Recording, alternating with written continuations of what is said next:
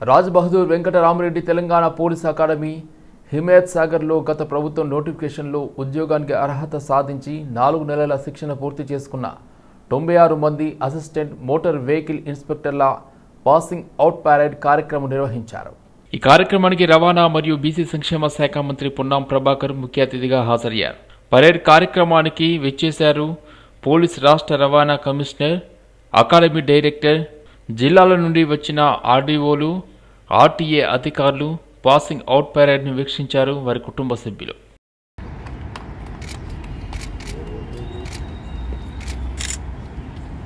Arkola Mahesh Kumar, Motor Vehicle Inspector from Transport Department.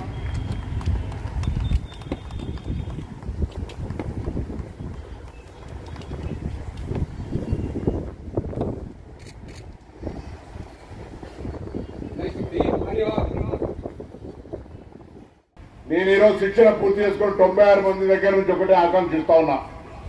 ఈరోజు ఒక ప్రత్యేకమైన పోలీస్ రకమైన శిక్షణ తీసుకొని కాకి బట్టలతోటి, కాకి అంటేనే ఒక సంరక్షకుడిగా బాధ్యత భావించేటువంటి సమాజంలో మీ అందరి యొక్క కృషి వల్ల ఈ రోజు ఉన్నటువంటి ఏ యావరేజ్ రేట్ అయితే యాక్సిడెంట్ డెత్ ఉందో దాన్ని నివారించడానికి మీ శక్తి, మీ తెలివి, మీ యుక్తి ప్రదర్శించి ఈ రాష్ట్రంలో జరుగుతున్నటువంటి యాక్సిడెంటల్ డెత్ రేట్ తగ్గించేటువంటి ఒక ప్రక్రియ పని జరగాలని సందర్భంగా కోరుకుంటా ఉన్నా। అది ట్రాఫిక్ అవేర్నెస్ ఏర్పాటు చేస్తామా, విధి నిర్వహణ చక్కగా చేసి వెహికల్ ఫిట్నెస్ కరెక్ట్ గా పర్ఫెక్ట్ చేస్తామా, డ్రైవింగ్ బాధ్యతారహితంగా నడిపి ఎదుటివారి ప్రాణానికి ముప్పు తెస్తున్న వాళ్ళ పట్ల ఏ విధంగా వ్యవహరిస్తామనేటువంటి కొన్ని నిబంధనలు శాఖాపరంగా ఎన్ఫోర్స్మెంట్ కు సంబంధించిన విధానాలున్నాయి।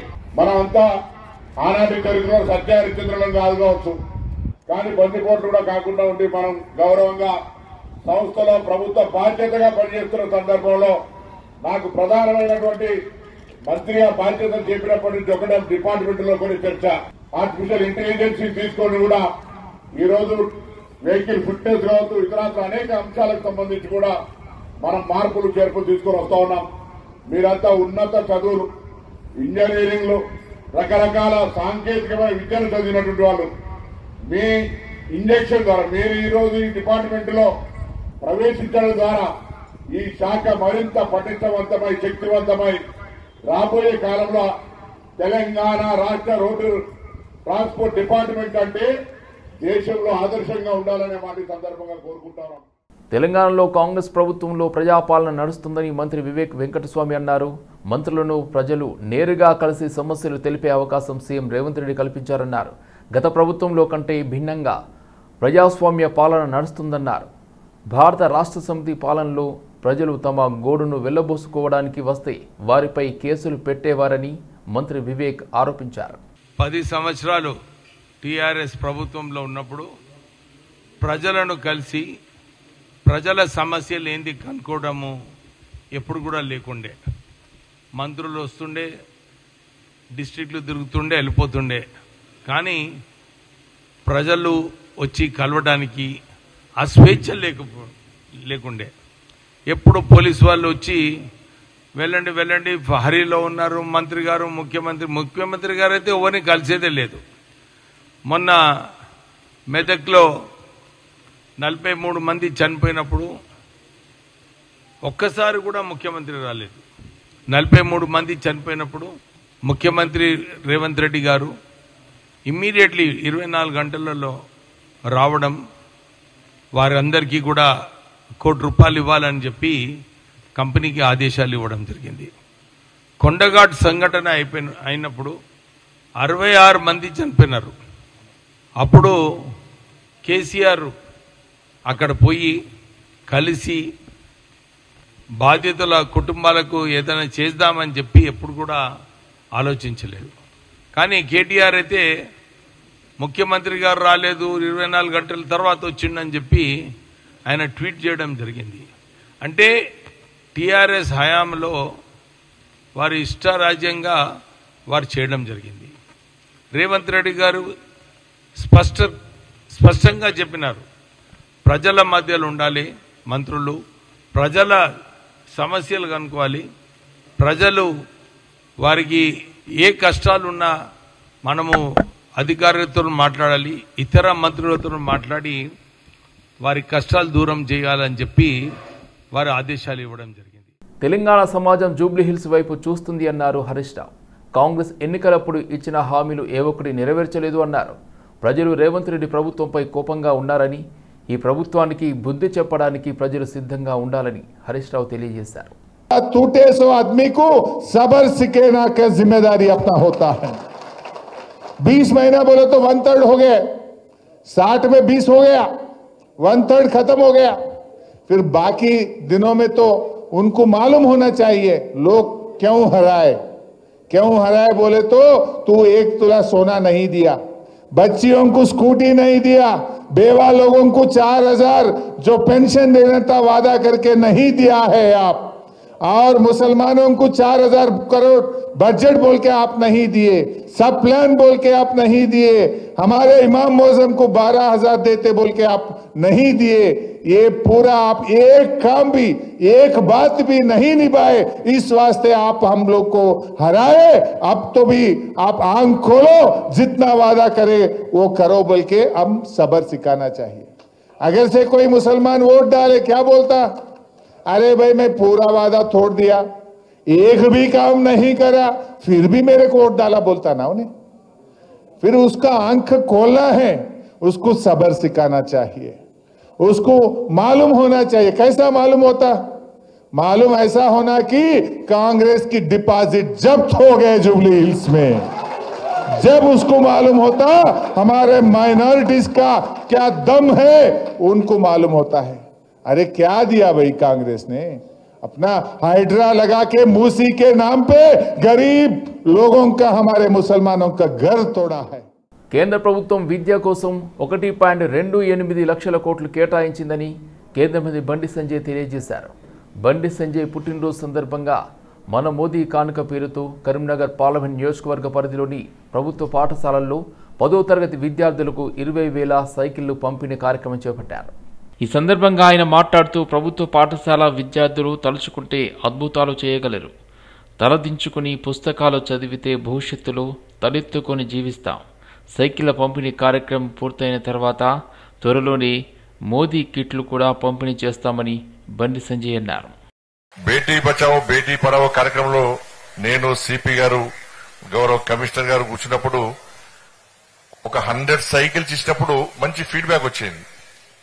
అప్పుడు అందరం కలిసి కూడా గర్ల్స్ కి ఇవ్వాలని చెప్పి బేటీ బచావో బేటీ పడావో స్కీమ్ కింద గర్ల్స్ కి ఇవ్వాలని చెప్పి ఆ రోజు అనుకున్న తర్వాత మళ్లీ ఆలోచన వచ్చి గర్ల్స్ తో పాటు బాయ్స్ కూడా 10th క్లాస్ చదివేటువంటి ప్రతి ఒక్కరికి ఇచ్చే ప్రయత్నం చేద్దామని చెప్పి ఆలోచించిన తర్వాత ఈరోజు కరీంనగర్ పార్లమెంట్ కాన్స్టిట్యున్సీ లో గవర్నమెంట్ స్కూల్లో చదువుతున్నటువంటి, దాంతోపాటు శిశు మందిర్ స్కూల్లో చదువుతున్నటువంటి 10th గర్ల్స్ బాయ్స్ అందరు కూడా ఇవాళ సైకిల్ ఇవ్వాలని చెప్పి ఆ కార్యక్రమాన్ని ఈ రోజు ప్రారంభించుకోవడం చాలా సంతోషంగా. ఇది ఏది ప్రభుత్వ స్కీమ్ కాదు, నేను సొంతంగా డబ్బులు ఇవ్వడానికి నేను కోటీశ్వరి కాదు. ఇది సిఎస్ఆర్ ఫండ్స్.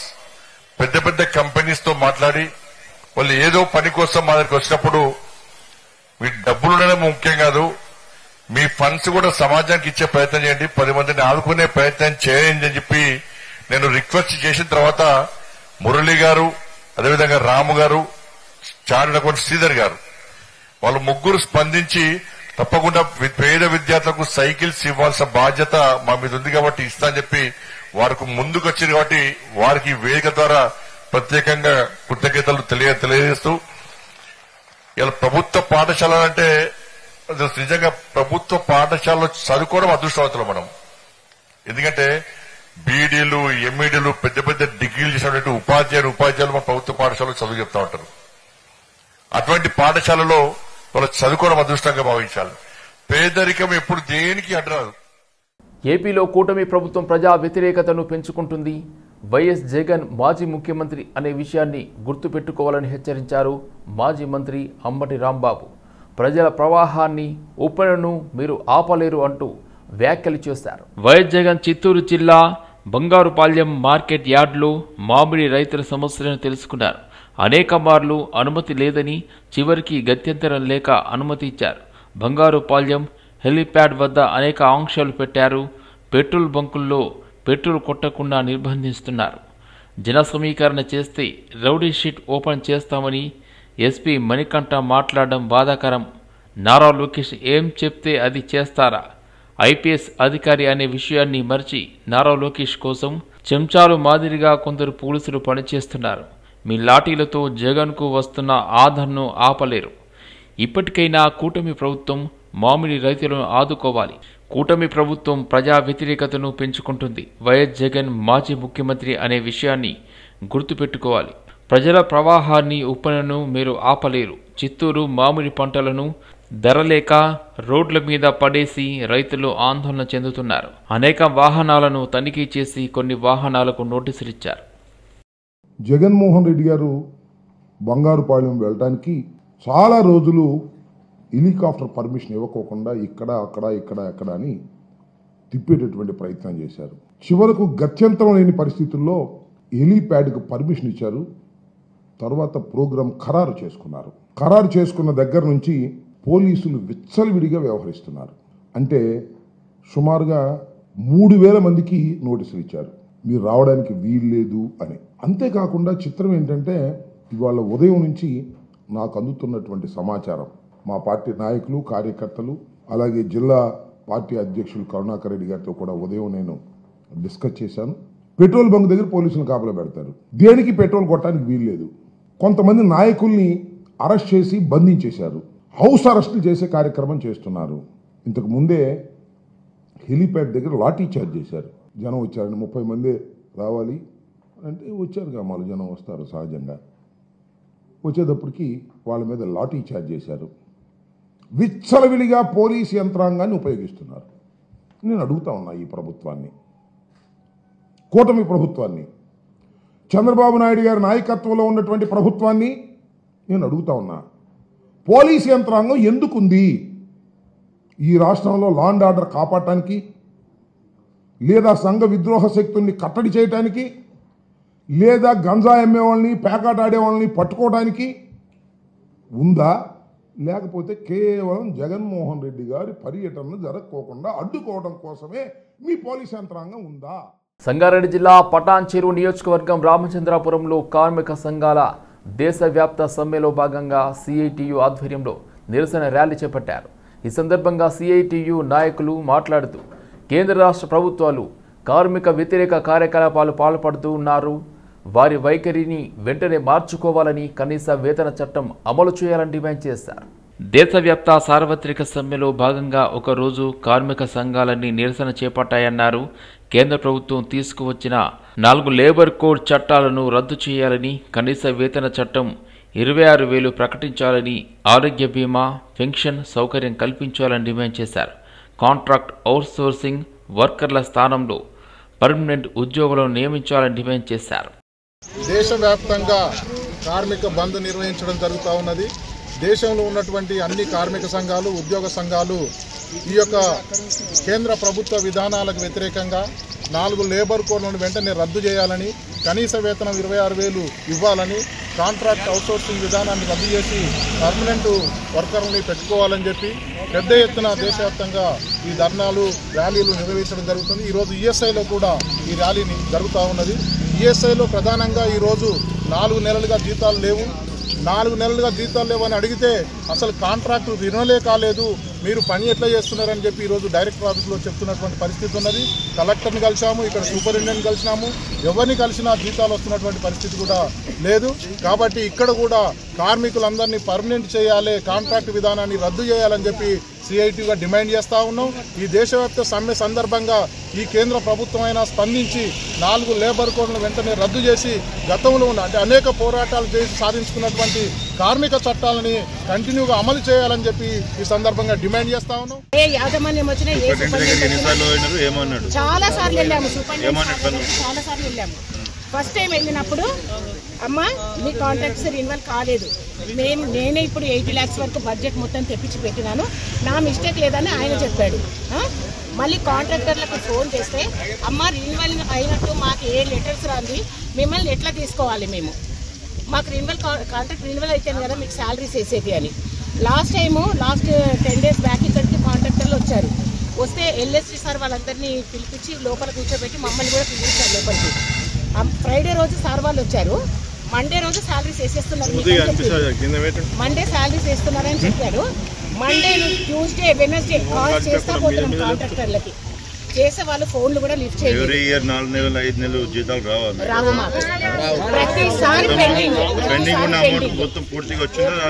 లేదు, ఎప్పుడు రాలేదు. 4 months సార్, 4 months కుకట్పల్లిలోని కల్తీ కల్లు తాగడం వల్ల 13 మంది అస్వస్థతకు గురైన సంగతి తెలిసింది. దీనిలో భాగంగా గత రాత్రి ఎక్సైజ్ అధికారులు హైదర్ నగర్, శంషీగూడ, భాగ్యనగర్ కాలనీలో 3 కల్లు కాంపౌండ్లను సీజ్ చేశారు. వాటిలో ఉన్న కల్లు శాంపిళ్లను సైతం టెస్ట్ కోసం ల్యాబ్కు పంపారు.